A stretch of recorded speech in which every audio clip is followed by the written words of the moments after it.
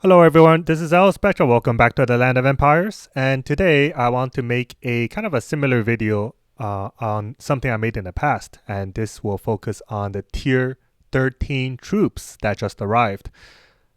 So Tier 13 to start off with seems very similar to T12. If we go to the upgrade path for infantry, cavalry, and archer, they're all pretty much the same by the way.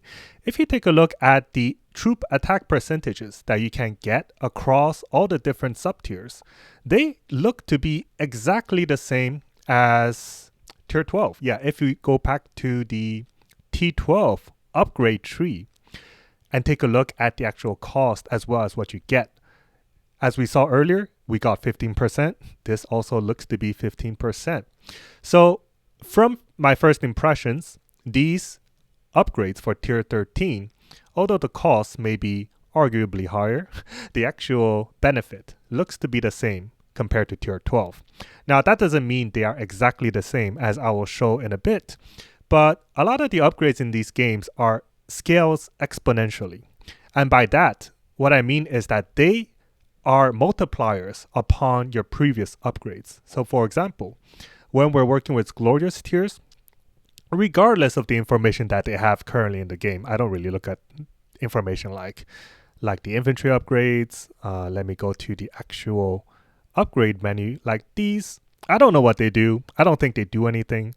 But point is, each glorious or troop tier upgrades, they confer you a specific percent of attack, like extra damage dealt and reduced damage taken. And all that is captured in my spreadsheet, probably the last page. But I want to make this into kind of a single video. In the previous video where I covered T12, I separated the T12 overview into two videos. One covering the overall cost, which came down to about $14,000 if you wanted to rush Tier 12 back then. The sands cost for refined sands of time was placed at 2 cents per dollar back then. So if you wanted to rush Tier 12, you had to spend $14,000, which was a lot. And for Tier 13, we have captured 3 tiers, like the cost across 3 tiers. And it looks to be about 2 times the cost of Tier 12. And if we look at, if we extrapolate those numbers to the 13 Tier 4 and 13 Tier 5, we arrive at about 56,000 refined sands of time required to max Tier 3 completely. And while that number might seem much higher, significantly higher than Tier 12, the actuality is that sands, by that I mean refined sands of time, are actually much cheaper now. Instead of having to buy them at 2 cents per dollar, now you can typically buy them at 4 cents per dollar. And if you rely on the discount bundles, they cost about $6,200 to fully max Tier 13. But of course, that will take a long time. And Tier 13, when it comes down to it, is quite expensive. Much more expensive than Glorious 11 through 15 for sure. If we go up to take a look at Glorious 11 through 15, this was calculated based on the 3 cents per dollar value. But if we calculate it based on, the discount, it's much cheaper. As you can see, Glorious 11 through 15 only costed a total of 18,000 sands, and which is why a lot of players are already Glorious 15. So going back to Tier 13 now, we can see that the cost is about twice in raw value compared to Tier 12, but the overall cost is about $6,000 if you want to rely on the weekly sands discounts. So that alone will take about 78 weeks, but I'm sure that refined sands of time will become cheaper with later seasons, so it probably will end up costing much less. But based on what we have now, the overall cost is about $6,000. One thing that I should mention is that sands of time that you can get from Hawkwatch missions have been increasing as of late. In the previous season 9, we got 8 regular sands, which translates to 2 refined sands. In the current season, we actually can get 8 from both gold and purple Hawkwatches. 16 if you get the double rewards bundle, which costs $5. So that will significantly boost your sands progress, and it will make achieving maxed tier 13.5 much more quickly, I mean. But of course, you have to upgrade your previous tree to the highest 12.5 before you can progress with tier 13 troops. Now, the other question everyone wants to know, of course, is whether tier 13 is actually worth it. Now, this is where things get kind of interesting, because back when I covered T12, I discussed the power that you can get by upgrading your tier 11 troops to maximum tier 12. And that power was separated between stats and the actual sub-tier of the troops.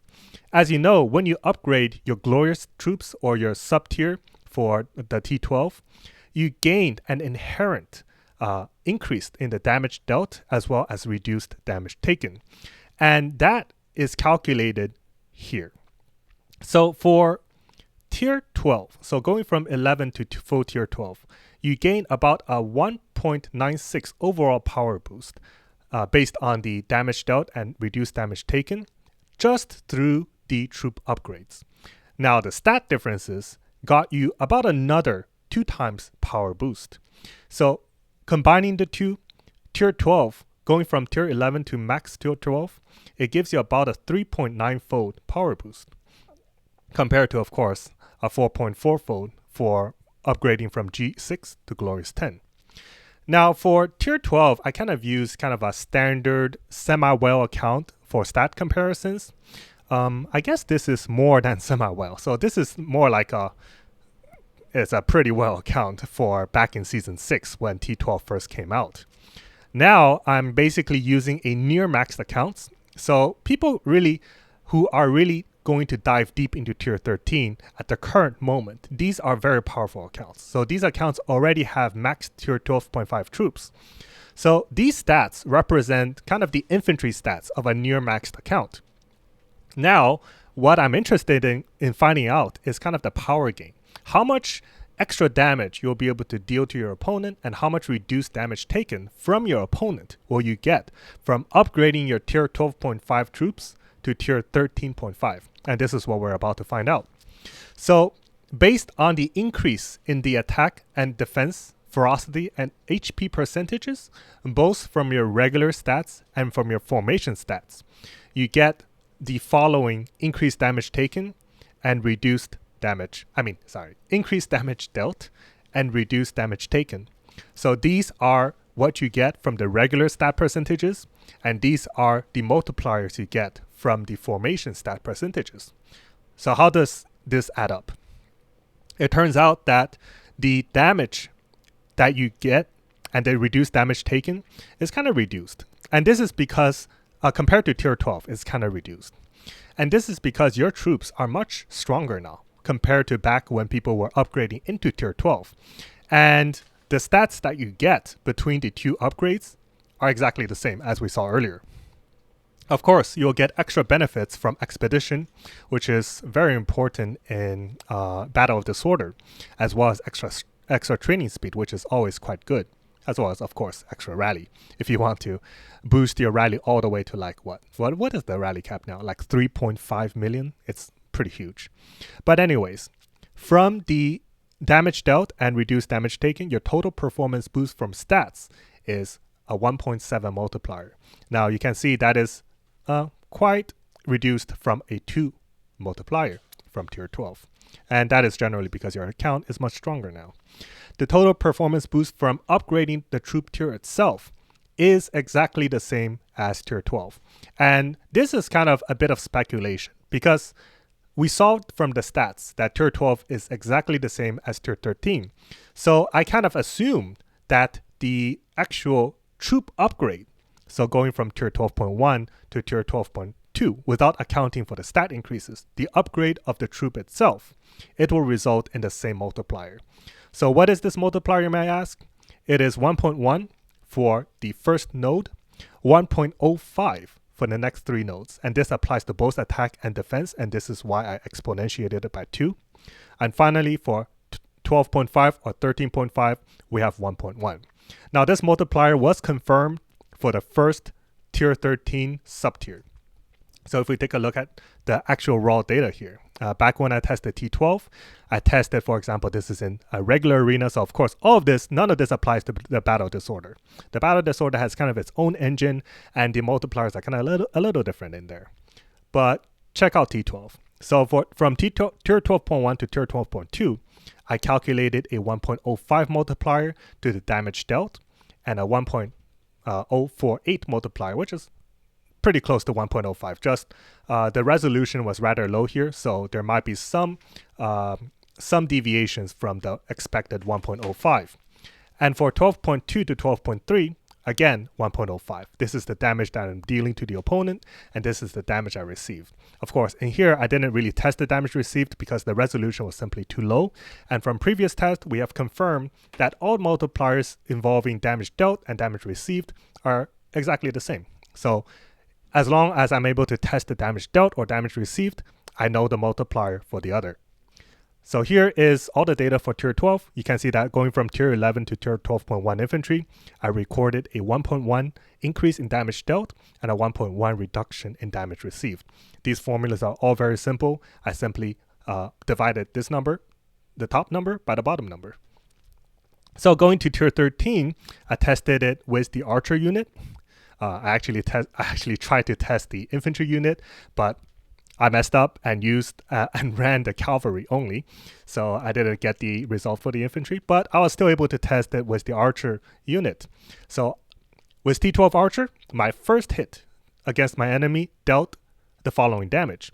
And the moment, right after this arena battle, I upgraded my archer to tier 13.1. So I didn't change any stats, I didn't change anything regarding anything else besides the tier itself. And I recorded 5,866 against the same opponent on my first hit, which comes down to almost exactly 1.1. You can see that the resolution is very high, and if I add more zeros, it's very, very close to 1.1. So we can see that these are very simple multipliers, and whatever these things show are just whatever extra things that I don't really care about, and I know that they don't influence anything pretty much. Maybe in battle disorder, but outside the battle disorder, definitely not. So going back to this number, this is kind of where the 1.1, 1.05 come from.